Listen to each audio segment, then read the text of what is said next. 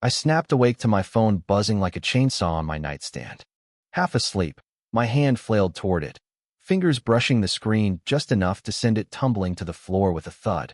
A familiar voice, panicked and loud, blared through the speaker. It was Tim, my neighbor from 2 houses down. "Man, get up. You've got to see this. It's insane." Still groggy, I dragged myself to the window, rubbing my eyes as I yanked the curtain aside. My jaw practically hit the floor. Parked smack in the middle of my driveway was a hulking black SUV, gleaming under the morning sun, sprawled so arrogantly it blocked both lanes of concrete. My car sat trapped in the garage, my commute to work effectively nuked. For a fleeting second, I tried to give the situation the benefit of the doubt. Maybe someone had a blowout, a medical emergency, or some bizarre mix-up. But then my gaze drifted across the street, and any shred of charity evaporated. There, on her pristine porch, stood Lisa, the neighborhood's self-crowned dictator. She clutched a fancy coffee mug, her manicured nails tapping idly against it, sipping her overpriced brew with a smugness that could sour milk. She didn't even glance my way, just stared ahead like a queen surveying her kingdom. Fury surged through me. I stumbled outside, barely managing to jam my feet into a pair of sneakers before slamming the front door hard enough to rattle the frame. Tim was already on his lawn, arms crossed, shaking his head like he'd just witnessed a crime. "I tried knocking, dude," he said, voice low. She smirked and said something about HOA priority parking or some garbage. I stormed across my yard, grass crunching underfoot, and shouted, "Lisa, what the hell is this?" She turned her head with theatrical slowness, taking a long, deliberate sip before answering. "Oh, good morning. Isn't the weather just divine today?" I jabbed a finger at the SUV. "Move. Your car." Her lips curled into a deeper smirk. "Oh, this? It's temporary. My landscapers need extra room for their gear. You don't mind, do you?" My fists clenched so tight my knuckles whitened. "Of course I mind. That's my driveway. I can't even get out of my house." She shrugged, all faux innocence. "Well, there's plenty of street parking. I don't see why you're so worked up." My blood pressure spiked to dangerous levels. "That's not the point. You don't get to hijack my property." Lisa sighed, long and dramatic, like I was a child throwing a tantrum. "Actually, according to HOA bylaws, driveways can be considered shared spaces in certain situations. It's a bit of a gray area. I wouldn't expect you to understand the finer points." Her sheer gall nearly knocked me over. I'd read those bylaws front to back when I bought the place. There was no such rule. She was bluffing, banking on her HOA clout to bulldoze me.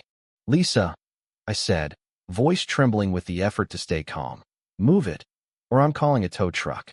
Her eyebrows lifted, a gleam of anticipation in her eyes. "Oh, I wouldn't do that," she mused. "I chatted with the HOA board yesterday, and they agreed parking restrictions can bend in special cases. It'd be a shame if you got slapped with a violation fee, wouldn't it?" It was a threat, dripping with that passive-aggressive venom she'd honed to an art form. Lisa wasn't just any HOA busybody. She was a ringleader, twisting rules to suit her whims while enforcing them like a tyrant on everyone else. I knew the drill. Fight her through official channels, and I'd drown in paperwork while her SUV squatted on my driveway, untouchable. Tim let out a low whistle behind me. "Dude, she's next-level evil." I wasn't about to let her win, not this time. I whipped out my phone and dialed a tow company, stepping away from her gloating stare. "Yeah, I need a vehicle towed from my driveway," I said the second someone picked up. "It's blocking my property, and the owner won't budge." The dispatcher sounded half asleep. "Is it illegally parked?" "Yes," I snapped. "Got proof it's unauthorized?" I faltered. "It's my driveway. I live here." He sighed.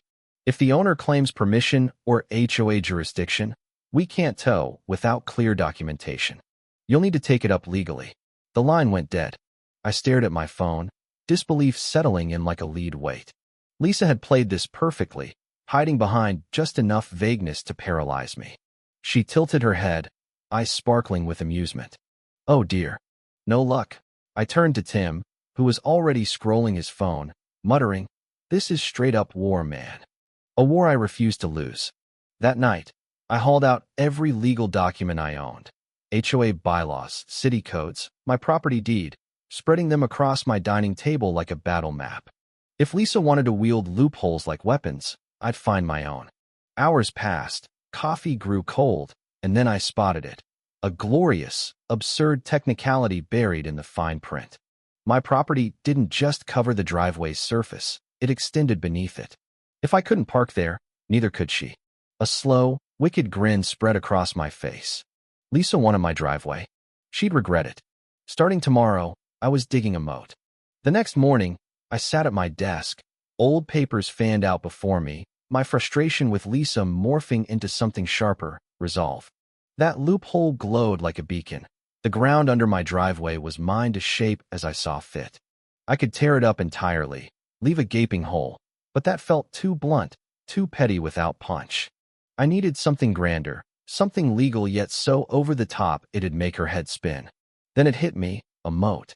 Not just an obstacle, but a statement, a middle finger carved into the earth. It'd render parking impossible, and technically, it was just landscaping. With the right permits, labeled as a water feature, she'd be powerless. I grabbed my phone and dove into research. Moats weren't exactly Home Depot specials, but they weren't unheard of.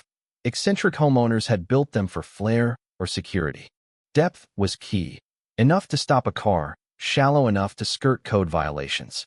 I called my lawyer, Greg, who'd long since stopped blinking at my weird questions. "Can I legally dig a trench around my driveway?" I asked. He paused, then chuckled.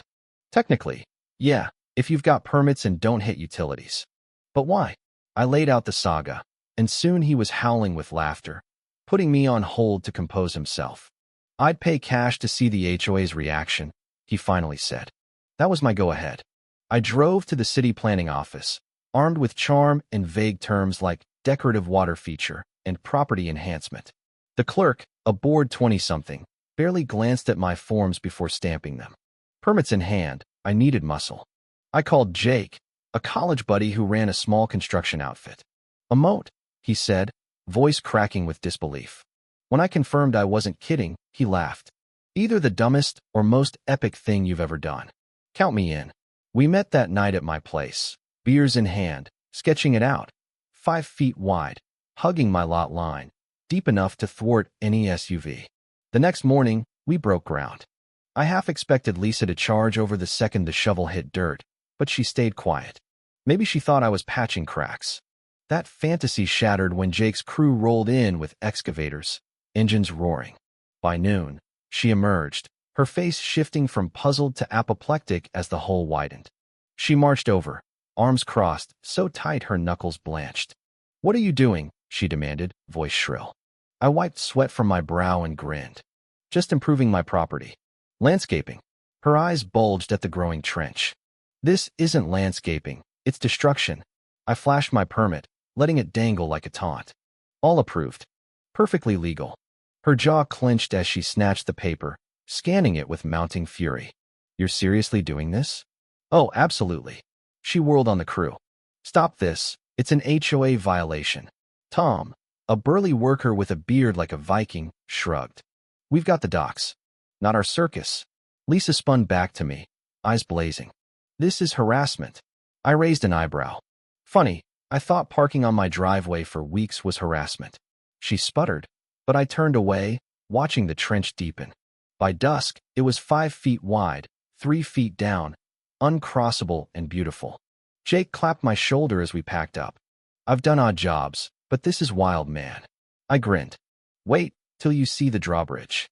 Day 2 kicked off with a vengeance. I stood on my porch, coffee in hand, as the crew fired up their machines. The earth shook as they carved deeper, dirt piling into ridges like battlements. Every scoop was a jolt of satisfaction, a brick in my fortress. Lisa didn't wait long. She stormed out, arms swinging, face a shade of red I'd never seen outside a cartoon. She stopped at the trench's edge, gaping like a fish out of water. "What the hell is this?" she shrieked. I took a slow sip, letting the silence stretch, then said, "My driveway upgrade." "You dug a hole?" "Yup." "In your driveway?" "Yup." Her fists balled. "This is insane. You can't just dig up your property." I dangled my permits again. "Actually, I can. Decorative water feature. All kosher."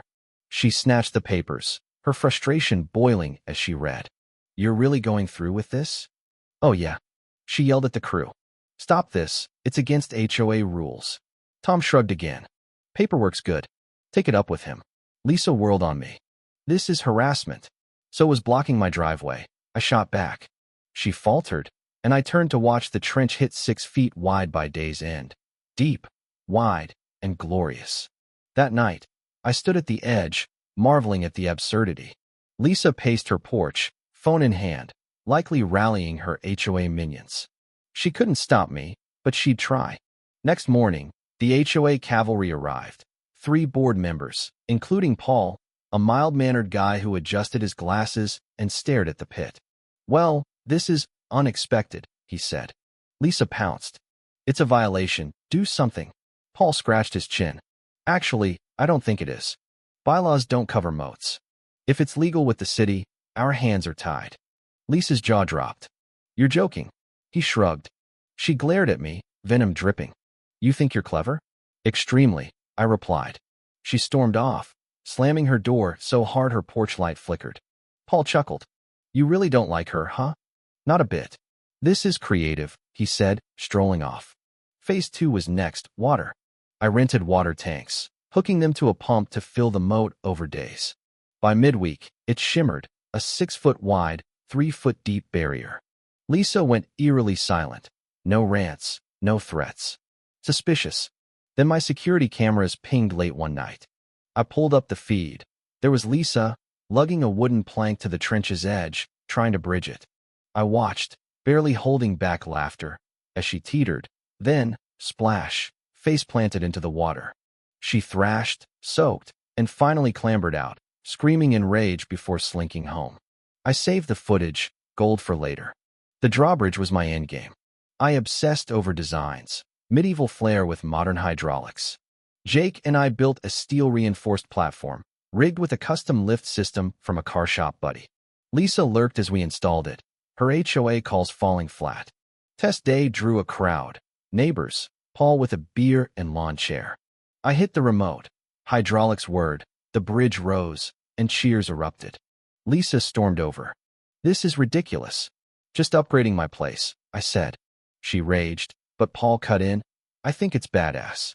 She retreated, fuming. Her final play came with a city inspector, flanked by her and 2 HOA cronies. Complained about an illegal structure, he said. I stayed cool, showing permits, demoing the bridge. After an hour, he ruled, all up to code. No issues. Lisa's face twisted. This can't be right. He shrugged. She stomped off, beaten. That night, I parked on my bridge, lowered it, and slept like a king. I'd won. Weeks later, my triumph shone. The drawbridge hummed, Lisa silent, until I caught her glaring as I crossed it, grinning. The war was over. She'd lost big. Friends flipped when I sent a video. It went viral overnight. HOA Slayer.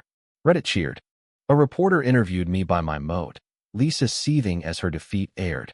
The HOA scrambled, distancing from her. Then a for sale sign appeared. She was bolting. Moving day, neighbors watched her load up and peel out, silent. Tim toasted me. Never thought she'd quit. Me neither, I said. The vibe shifted. HOA chilled. New faces took over. My moat stayed, a legend. The new guy, Alex, loved it, bringing beers and a fire pit one night. You built this to spite her? Yup, he laughed. Genius. By the fire, I eyed my drawbridge. Fight hard, win big.